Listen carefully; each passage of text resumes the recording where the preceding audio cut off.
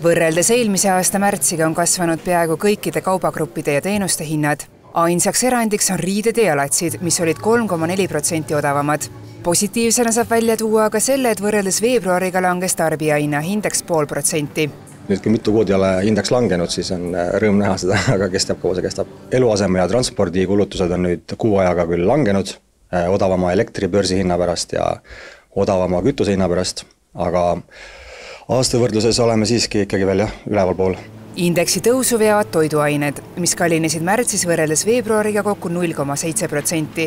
Sealhulgas enim värsked puuviljad ja marjad, mille hind tõusis 5% ja värsked köögiviljad, mille hinnatõus jäi 4,3% juurde.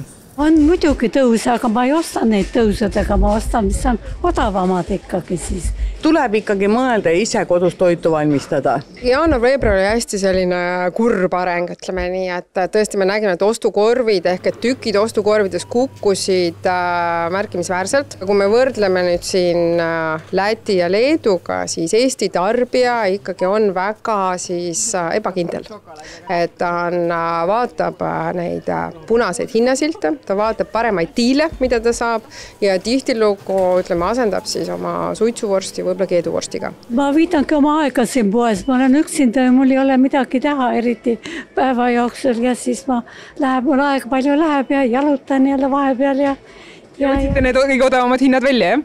Jah, ja käin siis teises poes ka veel vaatan. Mis see päeva toidukorvi maksumus teie jaoks umbes on? No minul on alla 10 eurot ikka, 6 euri ja vahest 8 euri. On teil mingit toidukorvi võrdlus ka, et võib-olla eelmisel aastal samal ajal saite toidukorvi kätte sellises summas, nüüd siis nii palju? Ma arvan, kui nagu eelmine pool aastat tagasi oli 100 eurot, nüüd ma arvan, et on kindlasti mingi 125 eurot. Märkimisväärselt on tõusnud ka või ja oliiviõli hinnad. Samuti on läinud kallimaks kohv, tee ja kakao ja seda 3,4%.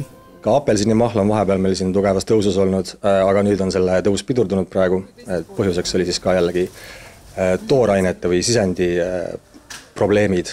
Ja kahjuks näib, et hommikupudru kõrvale on odavam juua klaas õlut kui klaas apelsinimahla. Sellepärast, et liitri apelsinimahla hind jääb siin kuskil 3 ja 6 euro vahele. Liiter õlut saab aga kätte vähem kui 3 euroga.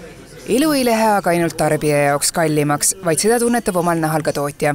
Tootjal on väga palju piiranguid, mis võib-olla sunnib ka teda hinda tõstma.